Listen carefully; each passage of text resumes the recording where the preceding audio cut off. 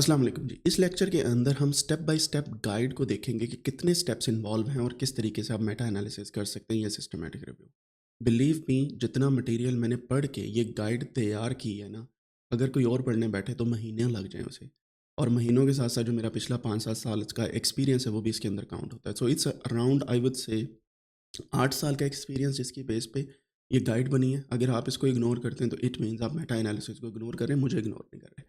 So let's jump into it. मैं screen आपके साथ शेयर करता हूँ और आपको बताता हूँ कि ये क्या है, किस तरीके से है और आपके लिए ये क्यों इम्पोर्टेंट है। एंड बिलीव मी, अगर आप इसको गौर से एक दफ़ा समझ जाएँगे ना, आपके लिए इतनी आसानी हो जाएगी, इतनी आसानी हो जाएगी कि आप सोच नहीं सकते। ये रही जी गाइड। हमारा जो ये वाली गाइड है इसको मैं systematic review Meta analysis guide बोलूँगा एंड वी विल सी कि इसमें कौन-कौन सी चीज़ें हैं। जो पहला स्टेप है हमारे पास, how do we start with systematic review and meta analysis. ठीक है? और ऑफ कोर्स ये वाली जो गाइड है ये 12 स्टेप गाइड है। 12 स्टेप की गाइड है, लाइक दिस। और ये 12 के 12 स्टेप क्रूशियल हैं हर एक चीज़ के लिए। मैंने सिर्फ यहाँ पे ये नहीं बताया कि कैसे रिसर्च क्वेश्चन बनाना है, मैंने ये भी बताया पेपर पब्लिश करने के बाद क्या करना है। जो अक्सर औकात छोड़ के बैठ जाते हैं लोग कि ठीक है जी पब्लिश हो गया बात खत्म, ऐसा नहीं होता। Meta analysis should be updated और समथिंग, राइट? देखते हैं जी कौन-कौन से हैं 12 स्टेप। सबसे पहला स्टेप है अपना रिसर्च क्वेश्चन डिफाइन करें। और ये रिसर्च क्वेश्चन ऐसा नहीं है जो आपके दिल में है आपने डिफाइन कर दिया। This research question should be defined according to your final results and application of meta analysis और सिस्टमैटिक रिव्यू। जो आपने करना है तो ये वही चीज़ है, हमने रिवर्स इंजीनियरिंग करनी है कि फाइनल हमें क्या चाहिए, वहाँ से रिसर्च क्वेश्चन डिज़ाइन करना है। और वही पिको एंड पिकोस मॉडल्स की इसके अंदर मैंने मेन एग्जांपल रखी हैं और यही 2 मॉडल्स हम यूज़ करने वाले हैं। क्योंकि मेटा एनालिसिस के लिए ये 2 मॉडल बहुत इंपॉर्टेंट है। फिर आपने प्रोटोकॉल बनाना होता है। प्रोटोकॉल मैंने आपको पहले भी बताया कि ऐसी गाइडलाइन, ये वो गाइडलाइन है जो आप फॉलो करके पूरा मेटा एनालिसिस एंड तक लिखेंगे। इंक्लूडिंग कितने लोग हैं इसमें, कितने लोगों ने रिव्यू करना है, कौन से डेटाबेसेस देखने हैं, क्वेश्चन हमारा क्या होगा, क्वेश्चन के कीवर्ड्स क्या होंगे, कीवर्ड्स किस डेटाबेस पे सर्च करने हैं, कितने पेपर आएँगे, कौन सा टूल यूज़ करना है, फिगर्स कौन-कौन सी बनानी है, even though eight the and हमने ये पेपर किस जर्नल में पब्लिश करना है। सो यहाँ तक अब सारी की सारी चीज़ें पहले लिखते हैं। Then the third one is establish inclusion and exclusion criteria. ये वो पॉइंट है जो हमने पिछले सिस्टमैटिक रिव्यू के अंदर अच्छा खासा देखा है। अब यहाँ पे Meta analysis and systematic review के अंदर इसको और भी डिटेल में देखने वाले हैं। क्योंकि पहले तो हमने अपनी मर्ज़ी से जो भी दिल किया रख लिया ना, अब हमने लिटरेचर को देखते हुए रखना होता है ये पॉइंट। और हम कीवर्ड्स को सर्च करते हैं। कीवर्ड सर्च करने के बाद क्वांटिटी ऑफ पेपर्स की बेस पे भी अक्सर औक़ात हम इसको डिसाइड करते हैं। फिर कभी पायलट ट्रायल्स की बेस पे भी करते हैं कि पहले 20 पेपर हमने एक्सट्रैक्ट कर लिए and then we can change this criteria. Change से मुराद अपडेट कर सकते हैं। सो ये वो चीज़ है जो बेसिकली चेंज होती रहती है, चेंजेबल ये चीज़ होती है, ठीक है। Then you conduct a comprehensive literature search. इस पे मैं अच्छा खासा टाइम लगाने वाला हूँ क्योंकि लास्ट टाइम मैंने आपको ग्रे लिटरेचर से थोड़ा सा दूर रखा। सिर्फ और सिर्फ हमने देखा डेटाबेस कैसे सर्च करते हैं, लिटरेचर सर्च कैसे करते हैं। मेटा एनालिसिस के अंदर हम सिर्फ डेटाबेस पे नहीं रहेंगे, हम गूगल स्कॉलर पे भी जाएंगे, रिव्यूज़ के अंदर से भी पेपर्स निकालेंगे and then we are doing a lot of other things जो इंशाल्लाह हमारे इस मेटा एनालिसिस को बाइस फ्री बनाएंगे, ठीक है, यानी कि नॉन बाइस्ड बनाएंगे। And then manage and screen studies. ये वो पॉइंट है जहाँ पे एआई टूल्स आपको हेल्प कर सकते हैं, जैसे कि हमने एएस रिव्यू को यूज़ करना है इसमें। और ये वाला जो पॉइंट है मैनेज एंड स्क्रीन स्टडीज़, ये एक बंदा नहीं करेगा, मल्टीपल करेंगे। तो उससे क्या होगा, हमारा जो रिव्यू है क्रेडिबिलिटी उसकी बढ़ जाएगी। जो Meta analysis and systematic review उसकी क्रेडिबिलिटी बढ़ जाएगी। अच्छा, एक पॉइंट याद रखें, जब भी मैं बात करूँ systematic reviews and meta analysis, इसका मतलब ये है कि मैं अगर रिव्यूज़ कह देता हूँ तब भी मेटा एनालिसिस की बात हो रही है फ्रॉम नाउ ऑन, और अगर मेटा एनालिसिस कह देता हूँ तो सिस्टमैटिक रिव्यू की भी बात हो रही है, ठीक है। Then what we will do, extract data from studies. जैसे सिस्टमैटिक रिव्यू में डेटा एक्सट्रैक्ट होता है ना, वो तो आसानी से आप पढ़ के कर लेते हैं। मेटा एनालिसिस के अंदर आपको ग्राफ्स की छानबीन करनी पड़ती है। वो होता है ना, पैमाने रख के देखना है कि ये एक्स एक्सिस इतना है, वाई एक्सिस इतना है, अब इस पॉइंट को मेजर कैसे करना है। Then we will use different kind of tools, जिसमें वेब प्लॉट डिजिटाइजर है, जूसर पैकेज है आर का, and there are many other packages.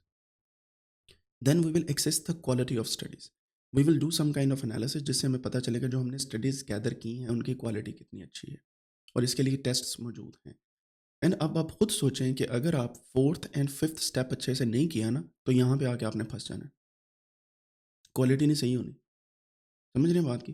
ये वही एग्जांपल मैं देता हूँ, एक फैक्ट्री में पाइपलाइन होती है ना, कि कोई प्रोडक्ट आपने स्टार्ट की, उसका खाम माल आया, लोगों ने स्टिच की और सुपरवाइज़र ने कह दिया चलो कोई नहीं, इस एक हुडी को लेबल नहीं लगा तो खैर है, ठीक है? लेकिन एंड पे क्वालिटी चेकर ने वो अगर पकड़ ली ना तो सारी पाइपलाइन को उसको रिव्यू करना पड़ना है। कहाँ पे 1 सैंपल, कहाँ पे हंड्रेड्स सैंपल जो है उसको देखने पड़ने हैं। सो that's the thing. Decide on data synthesis approach. यहाँ पे आपने डिसाइड करना है कि सिस्टमैटिक रिव्यू लिखना है तो कौन सा लिखना है, कैसे लिखना है। अगर मेटा एनालिसिस पे जाना है तो किस तरीके से हम उसको प्रोसीड करेंगे। ऑफ कोर्स आप यहाँ से सारा पहले सोच के निकलेंगे कि मैंने मेटा एनालिसिस करना है कि सिस्टमैटिक रिव्यू करना है। इसकी मिसाल मैं वैसे ही देता हूँ।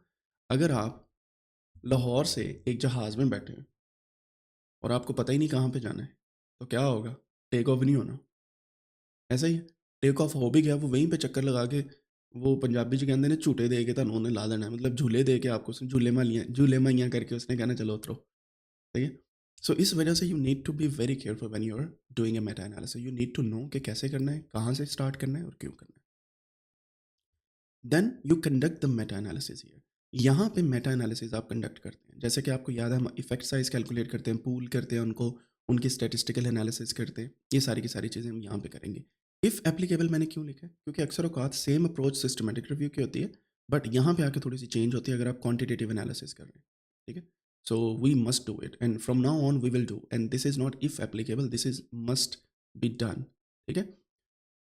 Then you have to interpret and report findings. Interpret करना मतलब जो मेटा एनालिसिस बता रहा है उसको आसान अल्फाज के अंदर लिखना, पॉलिसी रिकमेंडर्स को देना, पब्लिश करना, डॉन के न्यूज़ या किसी न्यूज़पेपर में लिखना, या whatever you want to do you have to do with it. और पब्लिकेशन सिर्फ और सिर्फ पेपर को नहीं बोला जाता, ये बात याद रखनी है। आपकी सोशल मीडिया पे एक पोस्ट भी आपकी पब्लिकेशन होती है, लिंक्डइन पे एक ब्लॉग भी आपका पब्लिकेशन है। डिफरेंट वेबसाइट्स पे जाके अगर आप अपने मेटा एनालिसिस का एक ब्लॉग लिख देते हैं जो भी पब्लिशेबल नहीं है, तो that's also something which you can do. क्यों? क्योंकि आपका डेटा क्रेडिबल है, ठीक है? सो आइंदा से जब भी आप पब्लिकेशन की बात करें you need to think about these things. एक और बात, जो लोग आजकल केगल मास्टर बन रहे हैं, मेरे स्टूडेंट हैं ट्रेन किए हुए काफ़ी, 12 से ऊपर जो हैं पाकिस्तान के अंदर वही केगल मास्टर हैं, टोटल 15-16 है। तो वो क्या कर रहे हैं, वो डेटा सेट्स जो अपलोड करते जा रहे हैं धड़ाधड़ धड़ाधड़ धड़ाधड़ ऑन केगल। और हारून इस बात को जानता है, he is one of them actually, कि उनको ये नहीं पता कि डेटा को कैसे मैनेज करके कैसे आप अपलोड करते हैं, डेटा के लाइसेंसेस क्या होते हैं। मिसाल के तौर पे मैंने कहीं पे डेटा किया है ना अपलोड, मैंने कैगल पे नहीं किया, तो अगर कोई बंदा उठा के उसे कैगल में कर देता है या कहीं पे और कर देता है, he need to write the licence, he need to write the methodology कैसे डेटा एक्सट्रैक्ट हुआ है, he need to write each and every step. So उसके लिए अगर आप मेटा एनालिसिस के पेपर्स उठा उठा के उनका डेटा चेक करके, उनको थोड़ा-सा एनालाइज़ करके, फिगर्स बना के फिर अपलोड करेंगे, देन आप केगल के मास्टर भी दिनों में बन जाएँगे। क्योंकि आपका जो डेटा है वो बहुत यूनिक है, किसी के पास है ही नहीं। And this is what we are going to do. इंशाल्लाह इसमें 1-2 दिन की मैं ट्रेनिंग आपको दूँगा। उसका फ़ायदा ये होता है कि रिसर्च के अंदर बहुत कम लोग हैं इस साइड पे। अगर आप आ जाते हैं तो आपको डेटा का डीओआई भी मिलता है। डेटा का डीओआई मिलता है and that's actually a publication. समझ आई? ये अब किसी को नहीं पता इस चीज़ों का, तो इस वजह से मैं आपको ये समझा रहा हूँ। फिर जो लोग उसको रेफ़र करेंगे ना जब भी किसी पेपर में, ख़ास तौर पे कंप्यूटर साइंस वाले इस बात को जानते हैं, डीप फेक वीडियोज़ का डेटा हो गया, कोई भी ऐसा डेटा हो गया, अगर आप उसे अपलोड करते हैं after downloading and combining it, उसका आपको क्या फ़ायदा होगा? आपका जो डेटा है उसका डीओआई हो जाएगा। ऑफ़ कोर्स आपने मेथड बताना है कि हमने फलाँ पेपर से लिया, फलाँ पेपर से लिया, फलाँ पेपर से लिया। This is secondary data for us, but you can also use it. Prepare the finding reports. Final report. Final report क्या होती है? फॉर एग्जाम्पल आपने एक मेटा एनालिसिस लिखा, उसका पेपर सबमिट करवा दिया, उसकी एक रिपोर्ट भी बना लें। जैसे से फॉर एग्जांपल आपका डेटा जो है कितने कॉलम्स हैं, कितनी रोज़ हैं, क्या-क्या इस डेटा के हैं, उसका डिस्क्रिप्टिव एनालिसिस करके एक रिपोर्ट बना दें जिसको बोला जाता है मेटा डेटा। उस मेटा डेटा को then you can actually save for yourself for future, और you can send it to somebody जो उसे फिर बाद में क्या करेगा, अपडेट भी करेगा। Publish and disseminate findings.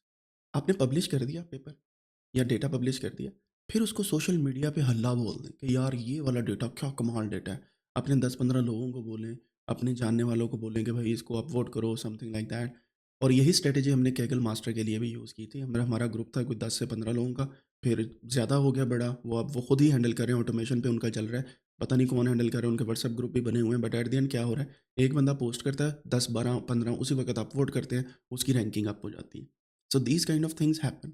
आपने एल्गोरिथम को बताना है कि ये पेपर आया, आपने फॉर एग्जांपल ट्वीट किया है, ट्वीट करने के बाद अगर हम लोग 16 लोग भी एक ही दफ़ा रीट्वीट करते हैं ना, एल्गोरिथम ने कहना बड़ा रश पड़ रहा है भाई, इसको बूस्ट करो। सो इस तरीके से हम हैंडल करते हैं फाइंडिंग्स को। यहाँ तक क्लियर हो गया नहीं? ये 12 पॉइंट्स हैं और आप एक और पॉइंट यहाँ पे करते हैं डिसेमिनेट रिपोर्टिंग के बाद, डिसेमिनेट फाइंडिंग के बाद आप अपने डेटा की अपडेटिंग करते हैं। यानी कि 2020 तक जो मैंने मेटा एनालिसिस लिखा है, I am entitled to do an update after 4 years और 2 ईयर्स और 3 ईयर्स। हर साल भी आप कर सकते हैं और उसको अपडेट करके उस डेटा को आप नए पेपर भी पब्लिश कर सकते हैं। Same data but updated. ठीक है? सो this is what you can do. अब इन 12 के 12 स्टेप्स को हम वन बाय वन देखते हैं and then we will see कि इसमें कौन-कौन सी चीज़ें होंगी। This is guide to systematic review and meta analysis. सबसे पहला स्टेप है डिफाइन योर रिसर्च क्वेश्चन। इसमें आप क्या करते हैं, क्लियरली फॉर्मुलेट करते हैं अपना रिसर्च क्वेश्चन, जिसमें पीको यानी कि अगेन मैं बार बार वही जानबूझ के बात करता हूँ, दुपट्टे की पीको नहीं है ये। This is population, intervention, comparison and outcome. ठीक है? This is like 4 point agenda और इसके अंदर अगर स्टडी डिज़ाइन आ जाए देन इट्स कॉल्ड पीकोज। ठीक है? समझ आई बात की? इसको आप ऐसे ही समझ लें, अच्छा दुपट्टे की पीको भी समझ लें। अगर उसको एक डिज़ाइन में करवाना है ना, कैसे ज़िग-ज़ैग करके आए वो, so that would be PICOS with study design. ठीक है? अब ensure that your question is specific, focused and relevant to your field. अब यहाँ पे फंसेंगे काफ़ी लोग। आप कैसे इंश्योर कर सकते हैं कि जी आपका जो एनालिसिस है वो फोकस्ड है, स्पेसिफिक है and relevant to your field है? कैसे कर सकता है कोई इसे? वही बंदा कर सकता है जिसने लिटरेचर रिव्यू बहुत ही अच्छे तरीके से छाना हो। पढ़ा नहीं मैं कह रहा हूँ, छानना। छानना इज़ डिफरेंट, पढ़ना इज़ डिफरेंट। तो यही प्रैक्टिस आपको मैंने जानबूझ के करवाई थी स्टार्ट में कि आप पहले लिटरेचर रिव्यू लिखें अपना, फिर सिस्टमैटिक रिव्यू लिखें। अब आपके पास इतना नॉलेज है सेम फील्ड का, now you can create your PICO question study design with population and intervention. अब अगर आपका ये वाला क्वेश्चन बहुत फोकस्ड होगा ना, this one, and then believe me, जो आपका क्वेश्चन अच्छा होगा, डेटा अच्छा निकलेगा, पेपर भी उतने बड़ा होगा। क्वेश्चन अच्छा होने से मुराद है कि किसी ने इस पे काम ना किया हो, ये बहुत ही यूनिक चीज़ हो, लोगों ने सोचा हो लेकिन किसी के पास टाइम ना हो, समथिंग लाइक दैट। इसकी मैं मिसाल देता हूँ। मेटा एनालिसिस लिख लिख के ना मेरे दिमाग में एक बात बैठ गई थी कि यार बेबहा क्वेश्चंस हैं, मैं कुछ भी कर सकता हूँ। एंड बिलीव मी, एक टाइम ऐसा आया कि मैंने एक ऐसा क्वेश्चन फॉर्मुलेट किया जो किसी ने अभी तक पब्लिश ही नहीं किया हुआ। और बहुत सिंपल सी बात है, मैं आपको समझाता हूँ। हर बंदा कहता है ये बैक्टीरिया अच्छा परफॉर्म करता है, ये बैक्टीरिया अच्छा परफॉर्म करता है, मैंने भी वैसा पब्लिश कर दिया। फिर हर बंदा कहता है कि ये बैक्टीरिया का जेनरा ये है, ये बैक्टीरिया का जेनरा ये, मैंने वो भी कर दिया पब्लिश, 2-3 वो कर दिए। मेरे दिमाग में बात आई कि जब भी मैं ग्रुप ऑफ बैक्टीरिया निकालता हूँ किसी पेपर में, एक big quantity around 49% are gram negative and 49 और 51% आर ग्राम पॉजिटिव। क्यों ना इन दोनों के ग्रुप्स को ही सिर्फ कंपेयर किया जाए। मैंने सर्च कर कर थक गया, नहीं मिला कुछ। कुछ नहीं है इस पे पड़ा हुआ कंपैरिजन लाइक दिस, कुछ नहीं पड़ा हुआ। फिर आगे चलते हैं, अब मैं आपको यूनिकनेस बता रहा हूँ। Then what I did is, मैं एक और क्वेश्चन फॉर्मुलेट किया जिसमें था कि अच्छा चलो इन दोनों में से टॉप पे कौन कौन से। मैंने सर्च किया तो बेसिलस जेनरा एक होता है, वो टॉप पे आया, और दूसरा आया नेगेटिव का जेनरा जो था वो आया था हमारे पास, कोई भी ग्राम नेगेटिव बैक्टीरिया, वो है सूडोमोनास। दो बेसिक आगे साइड में। मैंने इनको सर्च किया कि इसका कंपैरिजन किसी ने पब्लिश किया, कोई खुदा का बंदा नहीं है जिसने ये किया अभी तक। ये यूनिकनेस है। और ये मुझे कैसे पता चला, मेरे पास डेटा सेट्स अवेलेबल हैं, मैंने वहीं से चेक किया कि कितनों ने ये काम किया कंपैरिजन का। That's the beauty of collecting data. फिर एक और आपको बात बता देता हूँ, एक एंजाइम है एसिसिडी एमिनेज, उस पे मैंने सोचा, मैंने कहा चलो इस पे देखता हूँ कौन से प्रोड्यूस करते हैं, उसे कौन नहीं करते, इन दोनों का कंपैरिजन कर लेता हूँ। ठीक है, सिर्फ दिस कंपैरिजन, है ही कुछ नहीं। लिटरली 6 माह बाद जब मैं ये आइडिया सोच रहा था, एक बंदे ने पेपर पब्लिश किया और उसकी अच्छी खासी साइटेशन है। सो सिर्फ जो चीज़ की कमी थी दैट वाज टाइम, मेरे पास टाइम कम था। देन अगर आपके पास टाइम है, if you know how to deal with the data and if you know how to actually collect the data in a right manner और उसको एनालाइज कैसे करना है, आपके हाथ में एक ऐसी टेक्निक है which can gives you hundreds of papers in next 10 years. सिर्फ एक ये वाली टेक्निक, और आपका एक्सपीरियंस इतना हो जाएगा कि ये वो चीज़ है जो पॉलिसी रिकमेंडर्स करते हैं, ये वो चीज़ है जो कंपनीज करती हैं, जो बेसिकली नया कोई प्रोडक्ट लॉन्च करना चाहती हैं, वो मार्केट रिसर्च करते हैं ना। सो this is kind of market research. Of course ये वो वाली बिलियंस बिलियंस डॉलर्स वाली मार्केट रिसर्च नहीं है, but this is that kind of research कि दुनिया में जो आने वाले 5 सालों में होना है, उसमें क्या हो रहा है। Because research is not always translated into product, ऐसे ही है ना? तो कब होती है ट्रांसलेटेड? आने वाले 5 सालों में।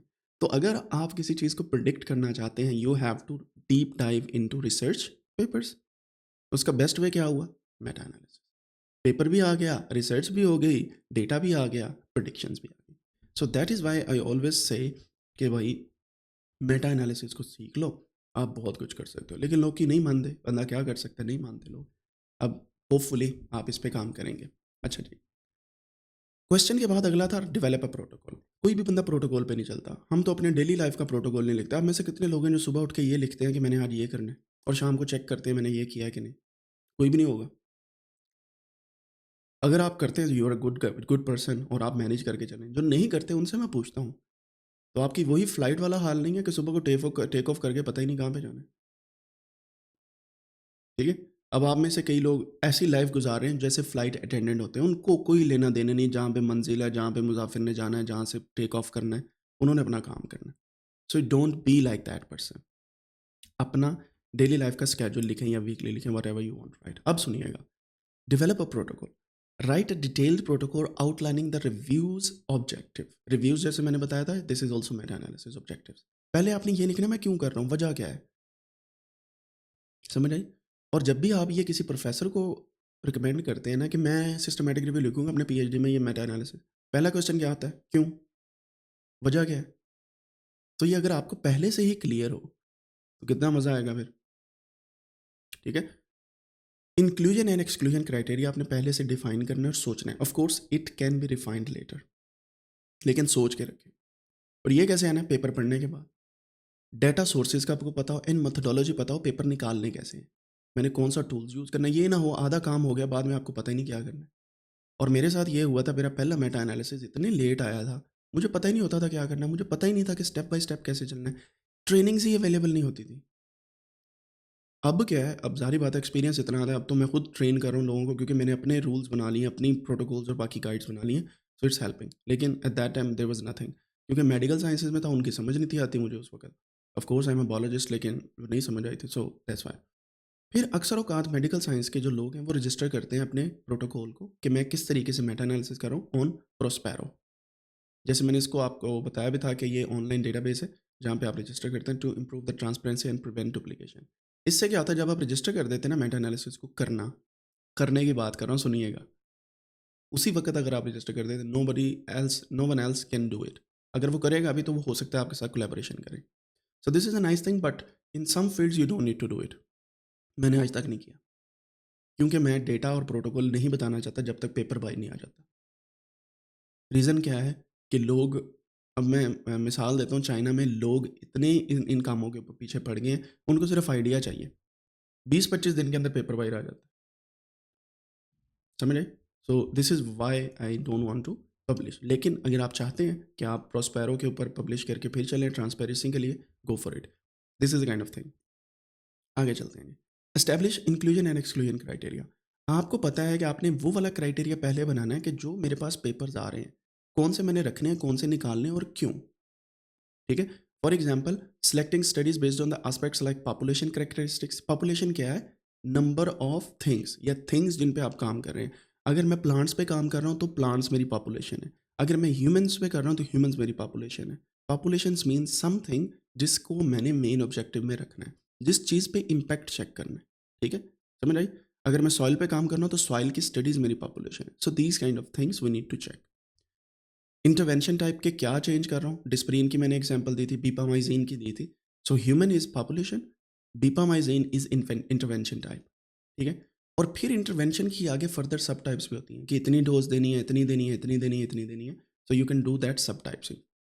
देन आउटकम क्या आने हैं, कौन से आउटकम होने चाहिए उस स्टडी के, स्टडी डिज़ाइन उसमें होना चाहिए या नहीं, ये अप टू यू है कि आपने इस पैरामीटर को रखना है कि नहीं, यानी कि पीको पे रहना है या पीकोस पे जाना है, ठीक है।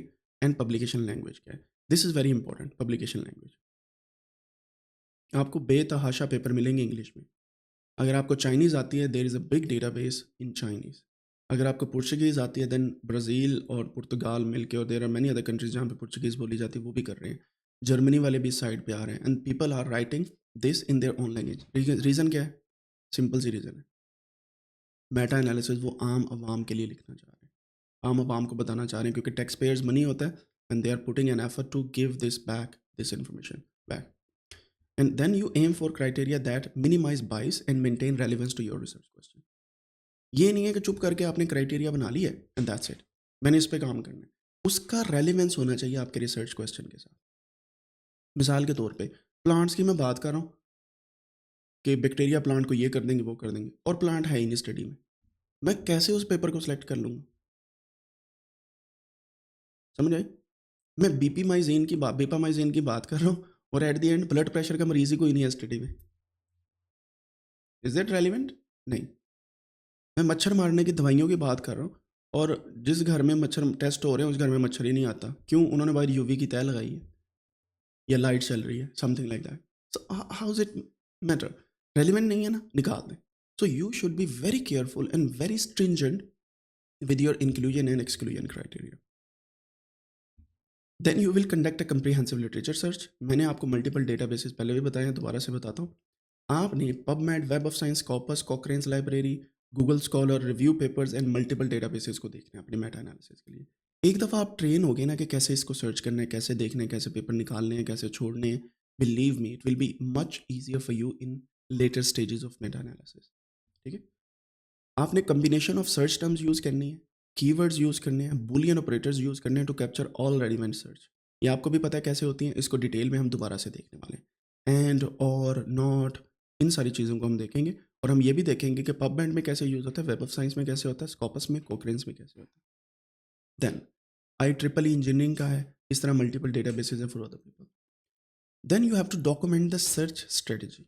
जो आप सर्च कर रहे हैं, whatever you are doing in each step starting from zero, you have to write each and every step.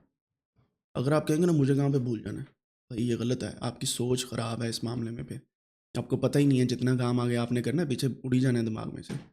आपको ये भी लिखना है कि मैंने इस टाइम पे सर्च स्ट्रेटजी को यूज़ किया, इस टाइम पे इस डेट पे मैंने पबमेड को सर्च किया और इतने पेपर्स आए थे। Each and everything you have to document.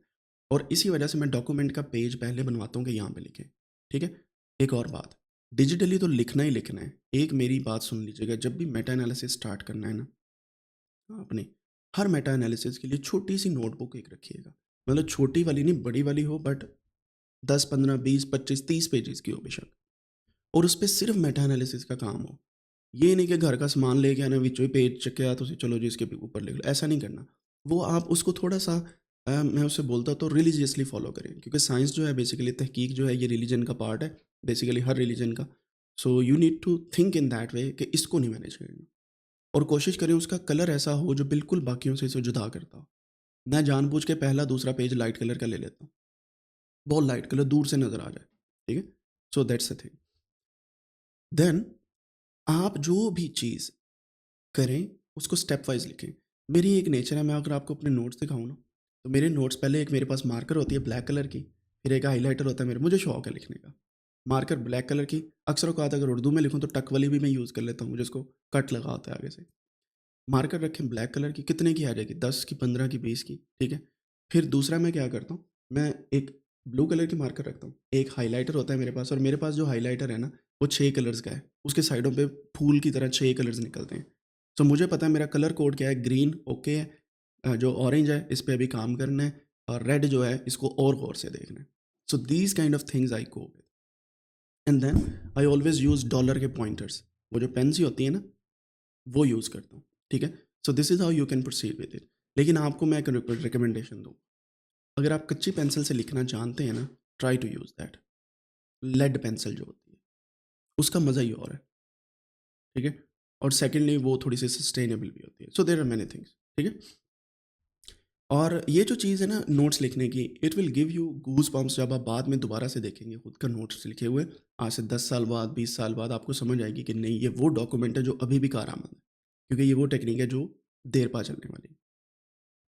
Then we have manage and screen the studies. हम इन सारे स्टेप्स को ना डिटेल में देखने वाले हैं। इन स्टेप्स के फर्दर मैंने स्टेप्स बनाए हुए हैं, उनके फर्दर बनाए हुए हैं। सो इनको मैं फर्दर ब्रेक डाउन करता जाऊँगा। ठीक है? But for now, manage and screen studies, मैंने आपको कहा है कि रेफरेंस मैनेजमेंट टूल यूज़ करना है। And note is my favourite, और हम इस पूरे कोर्स में एंड नोट यूज़ करेंगे, ठीक है। You need to find and note और उसे अपने इंस्टॉल करना है। ज़ोटैरो भी कर सकते हैं, ये फ्री है। रयान भी है, and there are many other things. ये क्या करता है? डुप्लीकेट्स को रिमूव करता है, आसानी से आपको मार्किंग की सलाहियत देता है स्क्रीनिंग के दौरान, and many other things. Then you need to do 2 levels of screening. पहली टाइटल्स एंड एब्स्ट्रैक्ट के बेस पे, ठीक है। पहले सिर्फ टाइटल एंड एब्स्ट्रैक्ट पढ़ने हैं, उसकी बेस पे inclusion and exclusion criteria check करेंगे, देन फुल टेक्स्ट पे करेंगे, ठीक है। और यूजुअली यहाँ से जो पेपर निकल जाते हैं ना, वो यहाँ पे पकड़े जाते हैं आसानी से। So you need to check both. Use multiple reviewers for screening to reduce bias and resolve conflict through discussion और कंसेंसस। अब मुझे पता है कि हम एज ए पाकिस्तानी क्या करते हैं, 200 पेपर हैं, 100 निकाल लेते हैं और हम कहते हैं हम दोनों ने इकट्ठा किया। ऐसा नहीं है। Every person should go through all the papers, title में भी और फुल टेक्स्ट में भी, ठीक है, सेपरेटली। मैं आपको इसकी मिसाल दूं छोटी सी। एज ए डेटा एनालिस्ट आप इन्वेस्टिगेटर होते हैं ऐसे। कभी आपने फिल्मों में देखा है कि जब पुलिस किसी को पकड़ लेती है, दो लोगों को जो क्राइम कर रहे होते हैं, या अगर मियाँ बीवी की किसी की लड़ाई हो गई या what ever the reason is, तो क्या होता है? उनको पहले सेपरेट करते हैं, फिर दोनों से सेम क्वेश्चन पूछते हैं, फिर अगर कोई कन्फ्लिक्ट आ जाए इसका मतलब वो झूठ बोल रहा है या वो झूठ बोल रही है। समझ आई? So you need to think like an investigator. आपने दो लोगों ने सेम सारे पेपर्स को देखना है, उनके आंसर्स देने हैं, कॉन्फ्लिक्ट जहाँ पे आए वहाँ पे बैठ के गुफ्तगू करें, देखें क्या हो रहा है क्या नहीं हो रहा। 3 हैं तो फिर कंसेंसस भी हो जाएगा, 2 होंगे तो 50-50 रहना है काम। लेकिन ऑफ कोर्स ये रिसर्च है, और as a Pakistani I know that हम काम बढ़ाने से एग्री करने पे बिलीव करते हैं। आपके साथ ऐसा होता है? हम डिस्कस ही नहीं करते, यार तू कह देता मैंने तेरे ते यकीन है कि काम ही ना करना पड़े। दूसरी साइड ਤੇ ਚਾਹ ਪੀਂਦਿਆਂ ने 1.5 घंटा ला देना, ਐਵੇਂ ਫਜ਼ੂਲ ਗੱਲਾਂ जो पॉलिटिक्स ਦੇ ਵਿੱਚ। लेकिन जो यहाँ पे काम करने वाला है, जिस पे काम पे टाइम लगाने वाला है, वहाँ पे टाइम नहीं लगाना। So you need to change this thinking. उसके लिए आपने क्या करना है? उसके लिए आपने एटलीस्ट 3 बंदे हों आपकी टीम में, जो 3 बंदे सारे के सारे पेपर्स को पढ़ें, उन पे काम करें, and then you need to check कि अच्छा कौन सा पेपर जो है वो बेस्ट है, कौन सा नहीं है। जो कॉन्फ्लिक्ट्स वाले हैं वो साइड पे हो जाएंगे, ठीक है। और इसका आसान तरीका मैं आपको बताऊंगा। येस और नो की कमांड नहीं होती, जो जो हम एएस रिव्यू में देखते हैं, उसी को मैं करके दिखाऊंगा और आपको दिखाऊंगा कि कैसे कंसेंसस करते हैं, ठीक है। और उसके लिए ग्रेड पॉइंट एवरेज हमने रखी होती है जीपीए सिस्टम की तरह, वो इंशाल्लाह मैं आपको सिखा दूंगा। एंड देन जब स्क्रीनिंग होगी स्टडीज़ की तो फिर तो काम आसान है ना। फिर हम चलते हैं आगे। अब डेटा एक्सट्रैक्शन के दौरान आप डेटा में 2 इंडिपेंडेंट रिव्यूअर्स रख सकते हैं। फॉर एग्जांपल, आपने स्टैंडर्डाइज फॉर्म बनाना है सबसे पहले, जैसे हमने एक्सेल की शीट बनाई थी या बनाएंगे अब दोबारा से। आपने स्टडी की कैरेक्टरिस्टिक्स, ऑथर, ईयर और बाकी चीज़ें निकालनी है। जो मैंने 52 कॉलम्स का एजेंडा पूरा बनाया हुआ है, मैं आपको बता दूंगा, वो हर स्टडी में फिट बैठता है, तकरीबन हर स्टडी में। आपका जब ये बन गया ना फॉर्म, पॉपुलेशन की detail, intervention and outcomes results, ये 4 कॉलम आपने ऐड करने हैं, जिससे इसको मेटा एनालिसिस में कन्वर्ट कर देंगे हम। ये 4 कॉलम्स की बेस, ठीक है। And then you will include information about effect size. वो कहाँ से आएगी? इन 4 कॉलम से। सैम्पल साइज, स्टडी डिज़ाइन, अगर स्टडी डिज़ाइन इंक्लूडेड है तो, ठीक है। स्टडी डिज़ाइन क्या है बेसिकली? आपने कभी अपनी रिसर्च में पढ़ा है आरसीबीडी, LSD, CRD?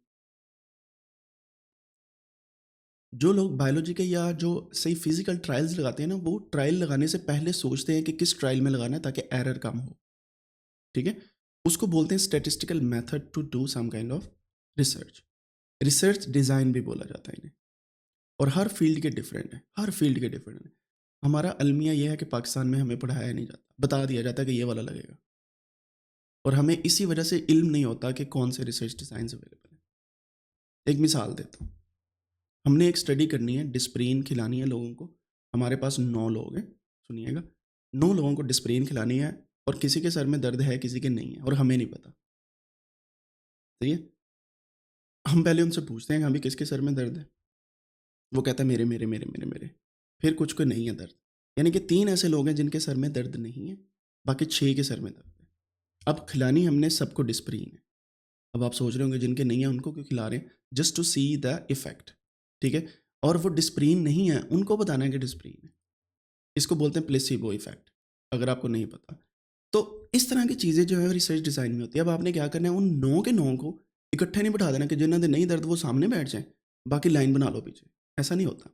What you have to do, एक वो वाला, दो वो वाले, एक वो वाला, दो वो वाले, एक वो वाला, दो वो वाले, ताकि जब आप डिस्प्रिन का जो सोल्यूशन है बनाया वो पिलाने लगे उन्हें, तो आप रेंडमाइजेशन कर सकें, यानी कि ये ना हो कि जिनके नहीं दर्द उनको एक किस्म का पिला दिया, बाकियों को एक किस्म का। So you need to be very consistent in that. और इसमें ह्यूमन एरर होती है। मिसाल के तौर पे ये पानी का गिलास है, इस पानी के गिलास में से फॉर एग्जांपल इस वक्त 0.4 लीटर है, 400 ml पानी है, ठीक है। लेकिन ये 405 भी तो हो सकता है ना, क्योंकि मैंने कौन सा मेजर किया है एग्जैक्टली। और हमारे इंस्ट्रूमेंट के पाकिस्तान में इतने एग्जैक्ट हैं कि हमें फ़ौरन प्रॉपर रीडिंग देंगे। ਉੱਥੇ तो जड़ा 1.5 किलो दाल तोल के दिंदा ਉਹਦੇ ਚੋਂ घट निकले आंदी। समझ रहे हैं बात की। तो इसको हमने क्या करना है, इसको हम इक्वल तो नहीं रख सकते, लेकिन हम कोशिश करते हैं इसको रेंडमाइज करें। सो पहला तरीका क्या है, मैं 3 ऐसे ग्लास भरूं और तीनों को मेजर करूं। This is called replication. इससे क्या होता है, एरर कम हो जाती है। यानी कि पहला ग्लास भरा 402 का आया, दूसरा भरा 399 का आया, तीसरा भरा 403 का आया। इन तीनों को एवरेज कर लूँगा, मेरी एरर कम नहीं होगी, बजाय इसके कि मैं 403 या 405 रखता। सो जो एरर कम हुई है, वो एरर यहाँ पे कम होगी। अब एक और बात करता हूँ। ये मैंने एक दफ़ा कर लिया एक दिन, अगर मैं अगले दिन आके दोबारा से ये 3 गिलासों को सेपरेटली भरूँ, तो मेरा मूड भी चेंज हो गया है, मेरी एफर्ट्स भी चेंज होंगी, मेरी एनर्जी भी चेंज हो गई है, ह्यूमनाइज़्ड जो मेरे पास थिंकिंग थी वो भी चेंज होगी, हो सकता है मैं स्ट्रैटेजी भी चेंज कर लूँ। तो क्या होगा, मेरी एरर और भी रिमूव हो जाएगी। दिस इज कॉल्ड रिप्रोड्यूसिबिलिटी, यानी कि सेकंड एक्सपेरिमेंट। तो पहला होता है रेप्लिकेट्स बढ़ा लो, दूसरा होता है एक्सपेरिमेंट। अब अगर यही रेप्लिकेट मैं 10 कर लूँ तो मैं एग्जैक्ट पॉइंट पे नहीं आ जाऊँगा, यानी कि मल्टीपल रेप्लिकेट्स उनकी एवरेज लेके एग्जैक्ट पॉइंट पे आ जाऊँगा। इसी तरीके से अगर मैं रोज़ाना एक काम करता जाऊँ कंसिस्टेंसी के साथ, तो मैं परफेक्ट नहीं हो जाऊँगा। ये स्टेटिस्टिक्स बताती है, ये एमी है, किसी ने बातें नहीं लिख दी कि discipline is the key to success या consistency is the key to success, वो ये स्टेटिस्टिकली प्रूवन है। ठीक है। अब एक और बात करते हैं। ये जो स्टडी डिज़ाइंस होते हैं, ये स्टैटिस्टिशियंस आपके साथ मिलकर डिज़ाइन करते हैं। मुझे अब आप लोग बताएं, आप कितने स्टैटिस्टिशियंस को जानते हैं, जब आपने रिसर्च की थी तो उन्होंने आपको कोई हेल्प की थी? कभी किसी ने कहा कि ये वाला डिज़ाइन नहीं यूज़ करना, ये यूज़ करें? है कोई पाकिस्तान में ये कल्चर? अब अगर हम, मेरे जैसा बंदा ये बातें करता है कि स्टैटिस्टिशियन से मिलें, तो वो ईगो आ जाती है उनके दरमियान। उनको बेसिक चीज़ें पता हैं जो मैंने बताई हैं, लेकिन वो एडवांस नहीं पता कि सैंपल साइज़ कितना। आपको पता है एक बात का, रिसर्च से पहले देयर आर सम मॉडल्स जिनकी बेस पे आप इवन सैंपल साइज़ कैलकुलेट कर सकते हैं कि मैंने कितना सैंपल साइज़ रखना है मिनिमम। आपने किया कभी? नहीं। हमें बस ये बताया 3 रख लो, 5 रख लो, 7 रख लो, दैट्स इट। और ये सबको पता है तादाद में रखना है, ये नहीं पता क्यों रखना है। उसकी रीज़न ये है कि अगर कभी कॉन्फ्लिक्ट आ जाए तो जहाँ पे जमहूरियत होगी उसको हम ले लेंगे। मिसाल के तौर पे 3 चीज़ों की वैल्यू ली है, 2 की बराबर आ रही है तकरीबन कोल-कोल, तीसरे की बहुत दूर आ गई है। बहुत इतनी दूर आ गई है उसकी वैल्यू कि आपको वो आउटलायर लगता है। आप फिर तीसरी वैल्यू कैसे जनरेट करते हैं पता है आपको? इन 2 का ही एवरेज लेके तीसरी बन जाती है। ये हमें कोई नहीं बताता। ये हम सीख जाते हैं पंगे ले के। ठीक है? So these kind of things we need to learn, जिसकी बेस पे हम ये काम करने वाले हैं। इसी वजह से मैं इस पॉइंट पे ज़्यादा फोकस करता हूँ कि एक्सट्रैक्ट करना है सिलेक्टेड स्टडीज से डेटा, कलेक्ट करने हैं data points, study characteristics and ये सारी चीज़ें देख के स्टडी डिज़ाइन को भी देखना है आपने। Ensure that the data extraction is done by 2 independent reviewers. Reviewers मतलब ऑथर्स, यानी कि वो लोग जो डेटा को रिव्यू कर रहे हैं, with discrepancies resolve by a third. तीजा बंदा पा लियो विच, अगर 2 की लड़ाई हो जाए, सीधी सी बात है, third person can resolve the conflict. तो अगर आप इस स्ट्रेटजी, ये मिनिमम क्राइटेरिया। वैसे तो जो बड़े बड़े मेटा एनालिसिस लिखते हैं वो 6-6 बंदे मिलकर डेटा एक्सट्रैक्ट करते हैं। ठीक है, एक तो ये है। दूसरी चीज़ ये है, अब हम क्या करेंगे, हम ये भी स्ट्रेटजी अपना सकते हैं कि एक ही पेपर पे 2 लोग बैठ के इकट्ठा काम कर रहे हो। एक बंदा कैलकुलेशंस कर रहा हो, दूसरा साथ बैठे देख काम कर रहा हो, फिर वो स्विच कर जाएँ। इसको भी कॉन्फ्लिक्ट रिज़ॉल्व करने का एक बेहतरीन तरीका होता है। 3 इंडिपेंडेंट या 2 independent reviewers sitting together to extract the data. बजाय इसके कि आप एक बंदे को बोलें कि ये लो पकड़ो, आधा तुम करो, आधा मैं करूँ। उससे क्या होगा? मैं आपको एक मज़े की बात बता देता हूँ। उससे एक काम होगा, एक बंदा बहुत एफ़िशिएंट होगा, वो 4 दिन में काम कर लेगा। दूसरे ने कहना ये प्रॉब्लम होगी, वो प्रॉब्लम होगी, कसम से बहुत मसले चल रहे हैं, आप नहीं समझ सकते। मैं बहुत शुक्रिया अदा करता हूँ या करती हूँ, तो ऐसा ना करें। बिलीव मी, अगर इकट्ठे बैठेंगे ना, अगले बंदे की ज़िम्मेदारी बन जानी है कि मैंने जाना है, ज़रूर जाना है। और एक रूल रख लें कि ज़ूम का कैमरा ऑन हो and you have to be there 100%। ये नहीं कि 50% घर के चोर्स के अंदर आप जो है वो बिज़ी हो। So you need to be there 100%। इस तरह क्या होगा, एक तो डिसिप्लिन मेंटेन होगा, सेकंड काम जल्दी हो जाएगा। अकेला-अकेला बंदा कभी ना डेटा एक्सट्रैक्ट करे। अगर कोई ट्रेन्ड है लाइक लाइक माई सेल्फ या आप में से काफ़ी लोग होंगे जिनको पता है कि काम करना है, वो कर लें। लेकिन आपसे रिक्वेस्ट है कि 2 लोग मिलके काम करें जब भी करें। उसकी रीज़न भी मैंने आपको बताई है।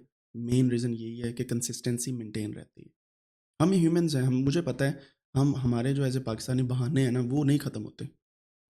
दुनिया चाँद पे पहुँच गई साडे बहाने नहीं ख़त्म हुए, ठीक है?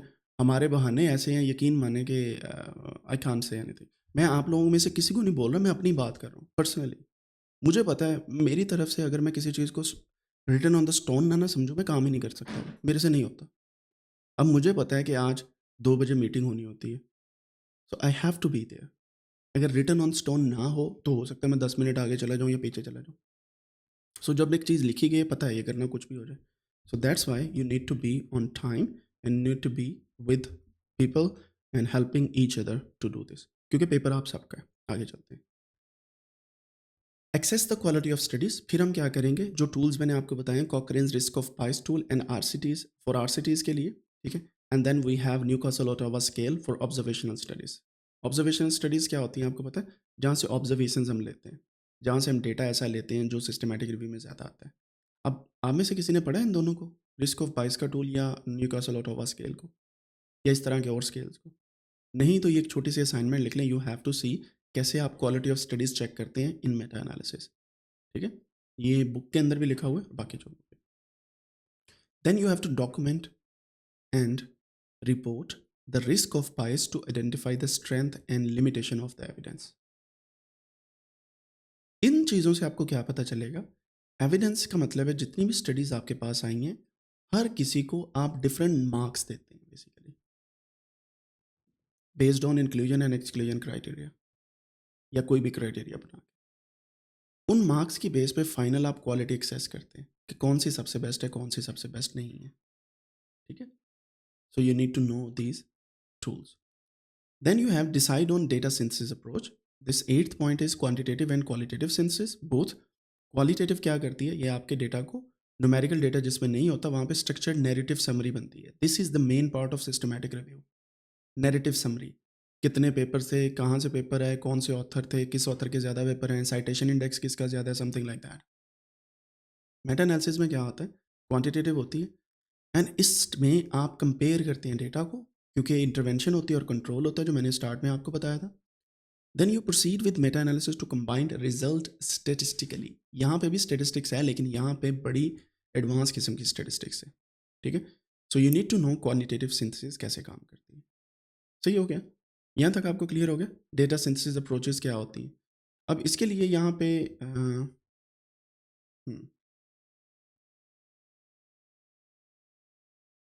लेट मी सी, यहाँ पे ये मसला कर रही है, मैं इसको ज़रा चेक कर लूँ। अक्सर औक़ात ये इशू आ जाता है मेरे पास, ख़ास तौर पे जब कैनवा को यूज़ कर रहे हो ना। So give me just 1 second.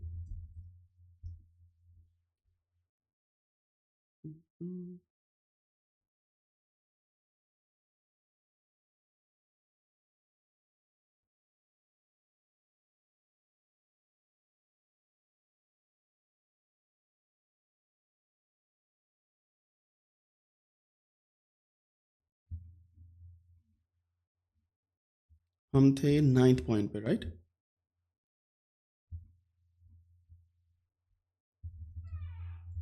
9th पे, यस। 8th पढ़ लिया था, 9th पे। Now it's working fine. Thank you for the wait. अब चलते हैं जी वापस।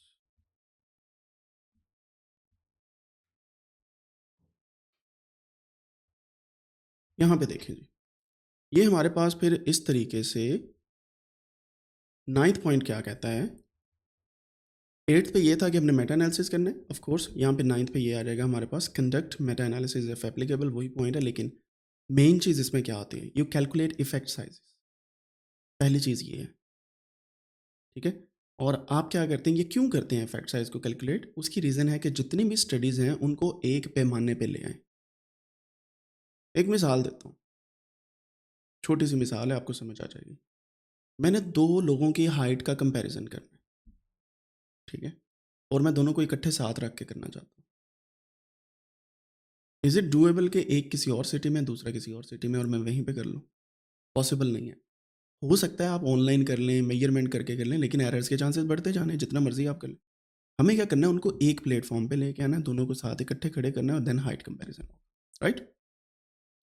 इस चीज़ को बोलते हैं स्टैंडर्डाइज़ करना आउटकम्स को। यानी कि एक दूसरे के पास ले आना, एक जैसी बना देना कि अगर मैं एक स्टडी को दूसरे के साथ कंपेयर करूँ तो मेरे पास सब कुछ सेम हो। मिसाल देता हूँ एक और, एक की हाइट 178 सेंटीमीटर है, एक बता रहा है मेरी 5 फीट 7 इंच है। कंपैरिज़न हो सकता है ऐसे? We have to be in the same units. आई समझ? तो यहाँ पे वही काम है, स्टैंडर्डाइज़ करनी आउटकम को और हमने इफ़ेक्ट साइज़ को कैलकुलेट करके एक सेम इफ़ेक्ट साइज़ सभी का कैलकुलेट करना है। ये नहीं कि एक का ऑड्स रेशियो ले ली, एक की रिस्क रेशियो, एक का मीन डिफरेंस। ऐसा नहीं होगा। We have to calculate that according to our main criteria कि ये वाला हम इफ़ेक्ट साइज़ कैलकुलेट करें टू इनेबल कंपैरिज़न, ठीक है? Then choose a model. Fixed या रैंडम इफ़ेक्ट मॉडल को हम चूज़ करते हैं based on the heterogeneity. Heterogeneity कम होगी तो फिक्स्ड इफेक्ट, वरना रैंडम इफेक्ट मॉडल। ये बात मैंने बार बार आपको बतानी है ताकि आपको एक दफ़ा दिमाग में बैठ जाए। और इसकी एक एग्जांपल ये है कि आप हेटेरोजेनिटी को एक्सेस करते हैं using two test like I square and Cochran's Q to measure variability among studies and within studies, ठीक है? उन दोनों के लिए I square and Cochran's Q, ये दोनों भी आप यूज़ कर सकते हैं, एक भी कर सकते हैं। फिर अगली चीज़ होती है, जब ये सब कुछ कर लिया फिर पब्लिकेशन बाइस भी आप मेटा एनालिसिस के अंदर कैलकुलेट करते हैं यूजिंग फनल प्लॉट्स और एगर्स टेस्ट। ये मैंने आपको लास्ट टाइम दिखाया भी था, ठीक है? सो यहाँ पे इस स्टेप में ये काम करते हैं and this step will take a lot of R computation. R के थ्रू आप ये सारा काम करेंगे क्योंकि ये लिख तो मैंने 2 लाइनों में दिया है, 3-4 लाइनों में, लेकिन at the end it will take I would say days to work on the data.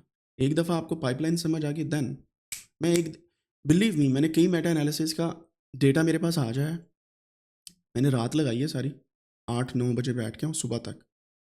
मैंने डेटा को मॉडल करके, क्लीन करके, एनालिसिस करके, ग्राफ्स तक बना के अगले बंदे को सेंड किए हुए एक दिन में, एक रात में। सो दैट कैन हैपन अगर एक्सपीरियंस आपके पास हो। लेकिन of course you need to learn that often. और अगर आप 1 नहीं, 2 नहीं, 3 नहीं, 4 नहीं, 10 दिन में भी कर लें दैट्स फाइन, ठीक है? आगे चलते हैं।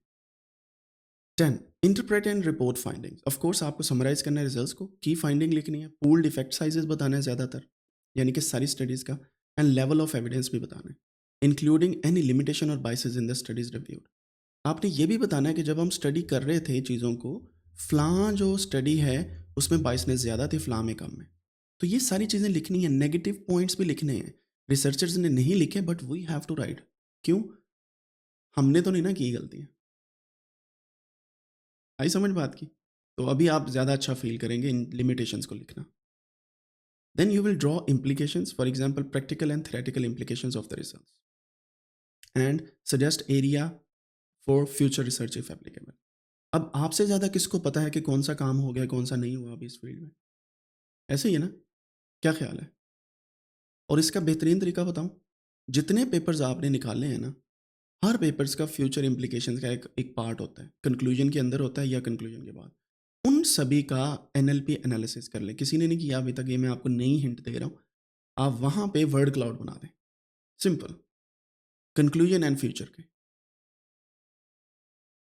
और वो कीवर्ड्स उठा के आप सेंटेंस अपने जनरेट करें। बिलीव मी, दलाइल के साथ जब आप लिखेंगे ना, ड्रॉ implications, पॉलिसी वाले क्यों नहीं मानेंगे? मानेंगे। ठीक है?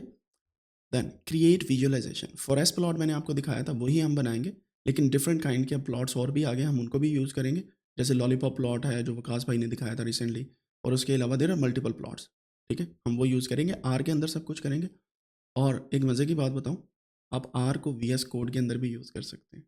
जो लोग पाइथन वाले फैंस हैं ना, उनके लिए ये खुशखबरी है, and I have a complete video on that already, R with the मार के कोर्स में, how to use R in VS Code. रीज़न क्या है कि वीएस कोड में जो मज़ा आता है ना काम करने का, मुझे आर स्टूडियो में कम आता है। My personal preference is that. So you can do that. Pooled estimate आप लगाएंगे, फनल प्लॉट सेट्रेस्ट आप बताएंगे, और ये विजुअलाइजेशन बन जाएगी। 11 पे क्या होगा? फाइनल रिपोर्ट आप बनाते हैं। यहाँ से प्रिज्मा जो है, ये आपकी एक डायग्राम बनेगी, आपको पता है, जिसमें हम preferred reporting items for systematic reviews and meta analysis, Prisma work flow बनाते हैं और उसकी बेस पे शो करते हैं कि डेटा कैसा दिख रहा है। To ensure all the essential elements are included, thorough explanation देते हैं, methods, results, conclusion including limitation and quality of evidence. एक पूरा रिसर्च पेपर लिखते हैं, ऊपर से नीचे तक, ठीक है? और उनको पब्लिश कर देते हैं फिर, एंड देन उन फाइंडिंग्स को डिसेमिनेट करते हैं, ठीक है? मेटा एनालिसिस या पीयर रिव्यूड जर्नल के अंदर हम पब्लिश करते हैं यूजुअली। और अगर आप इंटरडिसिप्लिनरी टीम में आप इसमें मशीन लर्निंग ऐड कर दें, डीप लर्निंग ऐड कर दें, बेसियन स्टैटिस्टिक्स ऐड कर दें, whatever you want to do, इसमें और 4 चाँद ही लगेंगे। चेरीज़ ऑन द टॉप होती जाएँगी। ज़्यादा चेरीज़ भी नहीं लगानी कि केक की मत्ती बच जाए, केक ज़्यादा कम हो, चेरी ज़्यादा हो, ऐसा भी नहीं करना हमने। हमने चेरी ऑन द टॉप करनी है केक पे या पेस्ट्री पे। Consider alternative dissemination channel such as presenting at conference and believe me, मैं आपको एक छोटी सी एग्जांपल देता हूँ कि सिस्टमैटिक रिव्यू से पहले सादा रिव्यू से हमारी एक स्टूडेंट इस वक्त टर्की में है, जैसे मैंने आपको बताया था, doctor Ansari, and she is presenting there in a conference her idea. फिर आती है सिस्टमैटिक रिव्यू के बाद, हर कॉन्फ्रेंस भाग के इन लोगों को पकड़ते हैं जिन्होंने सिस्टमैटिक रिव्यू या मेटा एनालिसिस पब्लिश किया हो। अब वो चलते हैं मेटा एनालिसिस के एडवांस पे। जब आप मेटा एनालिसिस और कोई फाइनल कंक्लूजन इतना लेवल का होता है जिसमें आप लिखते हैं ना पिछले 30 सालों के स्टडीज़ के ऊपर। पाकिस्तान का तो मुझे पता है, आप एक दफ़ा सबमिट करवा के देखें, स्पेशल टॉक आपकी होगी, believe me, and people will be there. Of course ऐसे लोग भी होंगे जिनको पता ही नहीं मेटा एनालिसिस क्या है, उन्होंने भला क्या कहना है? नहीं, रिसर्च किधर की है यहाँ पे? ये रिसर्च थोड़ी ना है।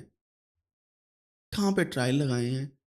वो अक्सर जो बुजुर्गवार होते हैं ना, वो फिर ऐसी बातें करते हैं कि वो मेरी अम्मा एक मिसाल देती होती हैं कि नवियां नवियां गुड़ियां दे नवे नवे पटोले, नए नए फैशन आ गए और ये उन तरीक़ों पे चल रहे हैं। सो ये वही चीज़ फिर उन्होंने कहनी है, but you need to be very careful कि आप क्या प्रेजेंट करें, कैसे करें, क्योंकि आप फाइनल रिजल्ट दे रहे हैं 30 सालों का। थोड़ी सी भी इधर उधर बात होगी, उन्होंने पकड़ लेना है। And you always need to prepare diagrams, figures, to say कि ये मैंने ये वाली बात बोली है बेस्ड ऑन दिस, ये मैं नहीं कह रहा, दिस डेटा कह रहा है, चेंज कर लो इसे फिर। मेरा तो नहीं है ना कसूर, समझ नहीं बात को। So you have like win win in each thing. फिर publishing in open access platform और शेयरिंग और रिसर्च नेटवर्क्स, प्लस ब्लॉग्स लिख सकते हैं, प्लस पोस्ट लिख सकते हैं, प्लस एक फाइनल समरी बना के इन चीज़ों को आप डिफरेंट न्यूज़ चैनल्स में दे सकते हैं, ठीक है? एंड मेरा जब मेटा एनालिसिस रिसेंट एक पब्लिश हुआ है, मैंने जहाँ पे पब्लिश किया, ऑफ कोर्स मेरी जो फॉलोइंग है स्टूडेंट्स की वो बहुत ज़्यादा है, तो उन्होंने रीट्वीट किया। वो रीट्वीट इतना किया उन्होंने, और प्लस लोगों ने भी, ज़ाहिर बात है जब डिसेमिनेट होती है इन्फॉर्मेशन, कुछ अच्छे भी होते हैं सुनने वाले, कुछ ऐसे होते हैं जिनको पता ही नहीं क्या है। तो मेरी यूनिवर्सिटी ने मुझे कॉल किया and they interviewed me for this paper, और उन्होंने वेबसाइट के ऊपर एज ए न्यूज़ आर्टिकल उसको पब्लिश किया। That was a plus for my paper. वहाँ से German biological life sciences society वालों ने आर्टिकल लिया एंड दे रीपब्लिश्ड इट। यहाँ पे फिर एक एनडीआर, नॉर्थ डॉइचे रेडियो का एक टीवी है, उन्होंने कॉल की कि इंटरव्यू करना है। मुझे जर्मन नहीं थी आती, तो मेरी प्रोफेसर ने फिर मुझसे पूछा, मैंने तो बोला कि ठीक है मैं इंग्लिश में दे देता हूँ, but they had some policies, लेकिन हमारी लैब में फिर interview, of course I wasn't in that, लेकिन वो इंटरव्यू भी उसी पेपर की वजह से हुआ। So this is the power of meta analysis. And believe मी, आप बड़े से बड़े जर्नल को भी ट्राई करेंगे ना, चुटकियों में पेपर्स आपके एक्सेप्ट होंगे। Of course you need to write in a way कि कोई गलती छोड़े ही ना। अगर मैं मेटा एनालिसिस लिख रहा हूँ ना, मेरे से गलती हो सकती है। जब मैं मेटा एनालिसिस पढ़ा रहा हूँ ना, तो मैं थोड़ा सा पिक्यूलियर हो गया हूँ, अब गलती के चांसेस कम है। अब अगर मैं मेटा एनालिसिस को रिव्यू भी कर रहा हूँ ना, और लोगों को बता रहा हूँ कि ये गलती है, इसको सुधारो, that means I am kind of nearly not perfect, I would से अभी भी गलतियाँ हैं, लेकिन एटलीस्ट 90% मेरी गलतियाँ कम हो गई। सो this is how you learn, ठीक है? एक दिन का काम नहीं होता। सो this is how you can play with the data. और पाकिस्तान के अंदर अगर आप ऐसा काम करते हैं, बिलीव मी, वहाँ पे तो यूट्यूबर बड़े बैठे हुए हैं जिन्होंने आपको पकड़ लेना आके।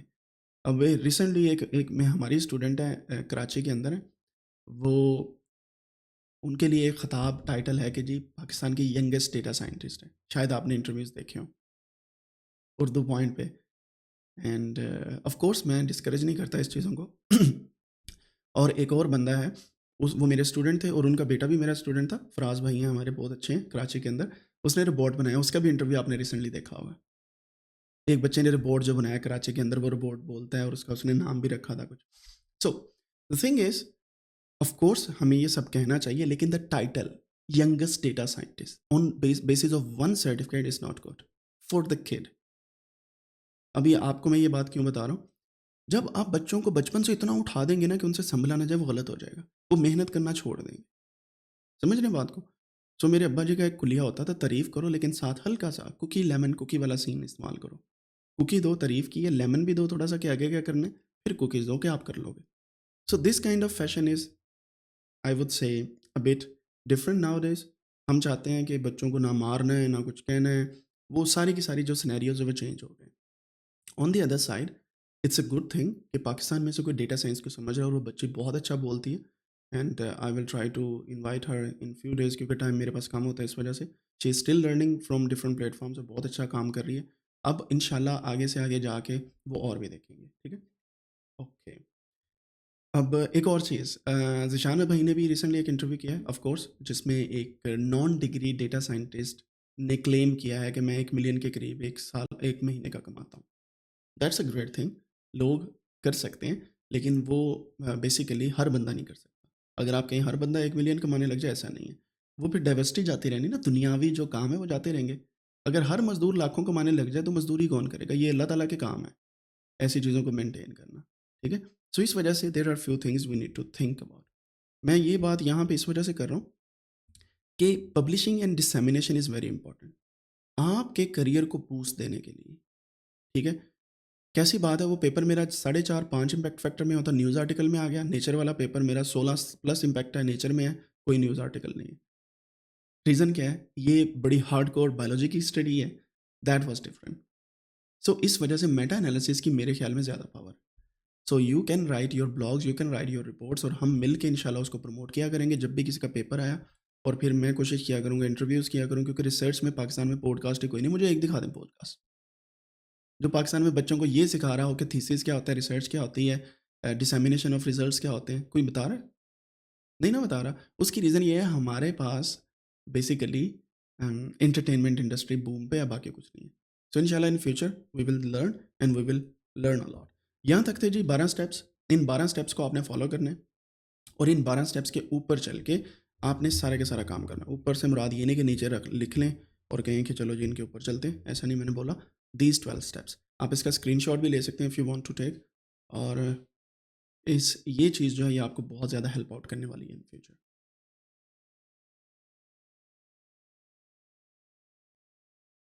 ओके जी। अगर आपको अभी कोई क्वेश्चन है इन 12 स्टेप्स से related you can ask in the chat और comment section and I will try to answer. And अब हमारा आगाज़ होता है मेटा एनालिसिस के ऊपर हार्डकोर किस्म का काम करने का, इतनी मेहनत करने का कि मेटा एनालिसिस 4 चाँद लगाएँ। एंड माय प्लान इज़ इंशाल्लाह to publish multiple meta analysis. अगर आप मेहनत करेंगे, नहीं करेंगे कोई मसला नहीं, मेरे तो आ ही रहे हैं। मैं तो कर ही रहा हूँ। So it's totally up to you, chances are there and you can learn a lot.